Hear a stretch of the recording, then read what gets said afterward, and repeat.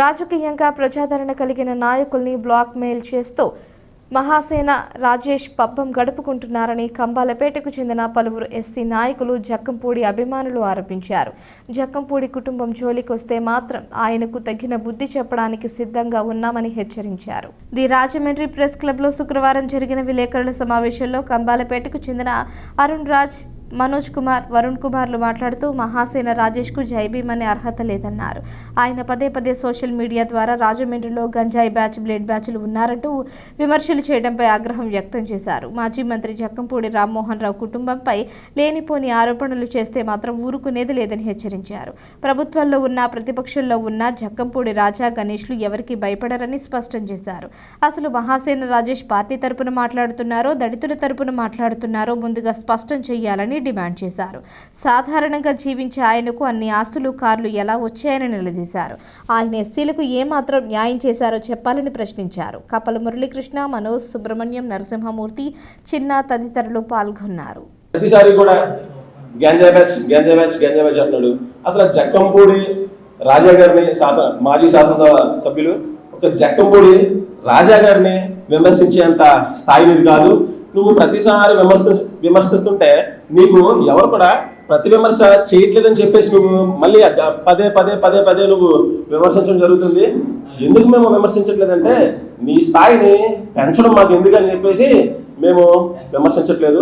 ఒకటి గుర్తుపెట్టుకో, నిజంగా నీకు విశ్వాసం అంటూ ఉంటే నా ఫోటో పెట్టుకోవాలి. నువ్వు మీ ఇంట్లో నా ఫోటో నువ్వు పెట్టుకోవాలి. ఎందుకో చెప్పనా, ఆ రోజు నువ్వు మమ్మల్ని ఒక స్టాడీ స్కూల్ విషయంలో మమ్మల్ని వీళ్ళ బ్లేడ్ బ్యాచ్, గంజా బ్యాచ్ అని చెప్పి నన్ను నువ్వు ప్రొడ్యూస్ చేసావు.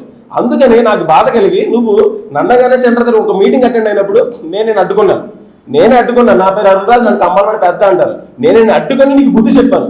ఆ బుద్ధి చెప్పడంతో నీకు పవన్ కళ్యాణ్ గారు ఫోన్ చేశారు. అక్కడి నుంచి నీ యొక్క ఎదుగుదల స్టార్ట్ అయింది. రాజేష్ గుర్తుపెట్టుకో, బ్రోకర్ వెదవా, నువ్వు ఒక బ్రోకర్ గడు అని చెప్పే విషయం మన దళితులందరికీ తెలుసు. అసలు ఎక్కడి నుంచి వచ్చావు? పేరు మనోజ్ కుమార్, కంబలపేట బాబీ అంటారు. ఈ ప్రెస్ పేపర్ ముందుకు రావడం కారణం ముఖ్యంగా ఏంటంటే మహాసేన రాజేష్ అంటే ఏంటంటే ఆడు ఒక బ్రోకర్ పని చేసుకొని దుబాయ్లో డబ్బులు అయ్యి సంపాదించి ఎస్సీల మీద సంపాదించి తెచ్చేసుకున్న డబ్బుతోటి ఆడు విలాసవంతమైన జీవితాన్ని అనుభవిస్తున్నాడు.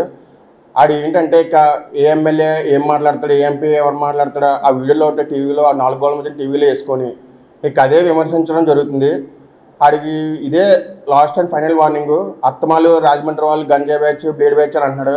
ఈసారి రాజమండ్రి కానీ వస్తే మాత్రం కాల్ చేరగొట్టడమే జరుగుతుంది ఆడికి. ఇది మాత్రం ఆడు గుర్తుపెట్టుకొని మహాసేన రాజేష్ గారు నోరు ఎంత అదుపులో పెట్టుకుంటే అంత మంచిదని కోరుకుంటున్నాను. 9 లక్షల రూపాయలు డిజిటల్ స్క్రీన్తో ఈవేళ అతను సోషల్ మీడియాలో చెప్తున్నాడు. ఈ డబ్బులంతా ఆయనకి ఎక్కడి నుంచి వచ్చినాయి? ఒక యాక్టివ్ బండి మీద తిరిగే వ్యక్తి ఈవేళ 4 కార్లు వాడుతున్నాడు. ఆ విషయం అందరికీ తెలుసు. ఎంత డబ్బు అంతా ఎక్కడి నుంచి వచ్చింది? ఈ దళితులందరికీ మీరు ఒక రోజున నువ్వు ఫోన్పే ద్వారా, నువ్వు గూగుల్ పే ద్వారా నువ్వు డబ్బులు ఇచ్చి నాకు ఫోన్పే చేయండి అని చెప్పేసి నువ్వు అర్జించలేదా? మా అందరిని నువ్వు అడుక్కోలేదా? ఈ డబ్బు అంతా ఎక్కడి నుంచి వచ్చింది? నీకు మా ద్వారా వచ్చింది. మరి మా ద్వారా వచ్చినప్పుడు నువ్వు మాకు ఏ విధంగా నువ్వు సహాయం చేసావు చెప్పాలి. అది కూడా